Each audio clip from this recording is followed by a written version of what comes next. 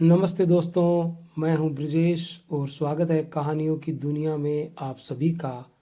आज की हमारी कहानी बहुत ही मज़ेदार कहानी है। अकबर और बीरबल की कहानी। कल, आज और कल। शुरू करते हैं, कहानी को पूरा सुनिएगा। एक दिन बादशाह अकबर ने ऐलान किया कि जो भी मेरे सवालों का सही जवाब देगा उसे भारी इनाम दिया जाएगा। सवाल कुछ इस प्रकार से थे। पहला सवाल, ऐसा क्या है जो आज भी है और कल भी रहेगा? दूसरा सवाल, ऐसा क्या है जो आज भी नहीं है और कल भी नहीं होगा? तीसरा सवाल, ऐसा क्या है जो आज तो है लेकिन कल नहीं होगा? इन तीनों सवालों के उदाहरण भी देने थे। किसी को भी चतुराई भरे इन तीनों सवालों का जवाब नहीं सूझ रहा था।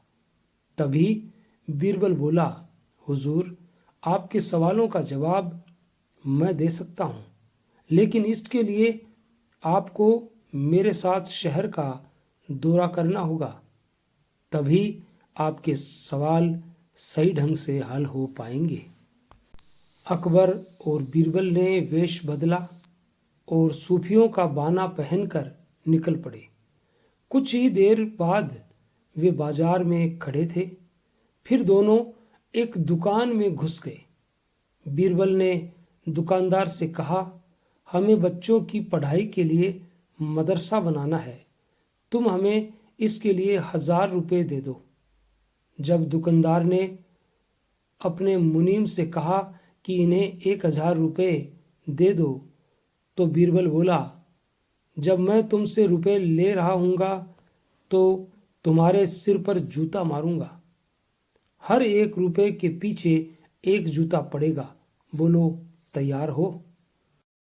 यह सुनते ही दुकानदार के नौकर का पारा चढ़ गया और वह बीरबल से 2-2 हाथ करने आगे बढ़ाया। लेकिन दुकानदार ने नौकर को शांत करते हुए कहा, मैं तैयार हूं, लेकिन मेरी एक शर्त है।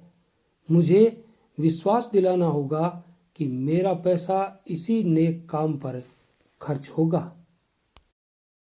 ऐसा कहते हुए दुकानदार ने सिर झुका दिया और बीरबल से बोला कि जूता मारना शुरू करें। तब बीरबल व अकबर बिना कुछ कहे सुने दुकान से बाहर निकल आए। दोनों चुपचाप चले जा रहे थे कि तभी बीरबल ने मौन तोड़ा। बंदा परवर, दुकान में जो कुछ हुआ उसका मतलब है कि दुकानदार के पास आज पैसा है और उस पैसे को नेक कामों में लगाने की नीयत भी, जो उसे आने वाले कल यानी भविष्य में नाम देगी। इसका एक मतलब ये भी है कि अपने नेक कामों से वह जन्नत में अपनी जगह पक्की कर लेगा। आप इसे यूं भी कह सकते हैं कि जो कुछ उसके पास आज है, कल भी उसके साथ होगा। यह आपके पहले सवाल का जवाब है। फिर वे चलते हुए एक भिखारी के पास पहुंचे। उन्होंने देखा कि एक आदमी उसे कुछ खाने को दे रहा है और वह खाने का सामान उस भिखारी की जरूरत से कहीं ज्यादा है।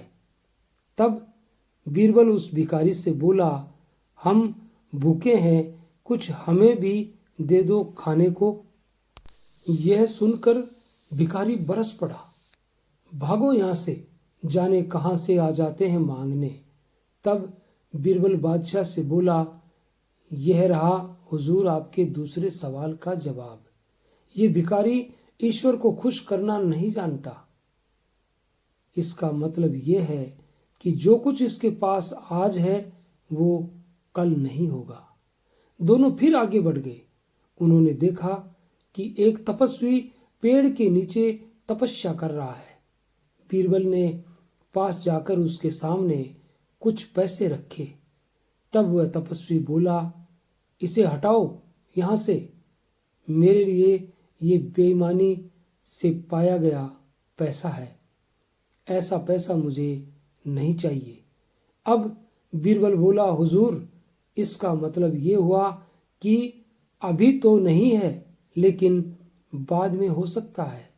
आज ये तपस्वी सभी सुखों को नकार रहा है, लेकिन कल यही सब सुख इसके पास होंगे।